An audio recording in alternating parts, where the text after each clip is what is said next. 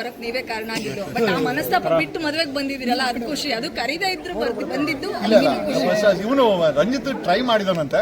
ನನ್ನ mobile was not reachable. Still ಋಣ ಅನ್ನೋದಿದ್ರೆ ಹುಡ್ಕೊಂಬರ್ತದೆ ಅನ್ನೋದಕ್ಕೆ ನಾನು ಇವತ್ತು ಮದುವೆ ಮತ್ತೆ ನಾನೇ ಕಾರಣ. ನಾನೇ ಹುಡ್ಕೊಂಬಂದೆ. ಬಿಕಾಸ್ ಈ ಮೊದಲು ಬರಬೇಕು ಅಂತ ಋಣ ಇತ್ತು ಅನ್ಸುತ್ತೆ.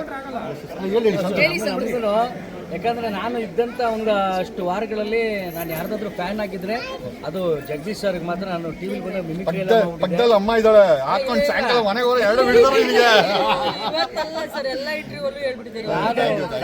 Jagadish sir fan. ಯಾಕಂದ್ರೆ ಅಷ್ಟು ಈಸಿಯಾಗಿ ಒಂದು ರಗಾರ್ಡ್ ಆಗಿ ಒಂದು ಖಡಕ್ ಆಗಿ ಒಂದು ಡೈಲಾಗ್ ಸ್ಪೀಚ್ ಐತಲ್ಲ, ಅದು ಯಾರಿಗೂ ಬರಲ್ಲ. ಸಮಯಕ್ಕೆ ತಕ್ಕಂಗೆ ಅದನ್ನ ಅವ್ರು ಮಾಡ್ತಾ ಇದ್ರು.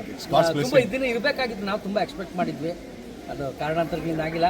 ಬಟ್ ನಾವಂತೂ ಮರೆಯಂಗಿಲ್ಲ. ಮಜಾ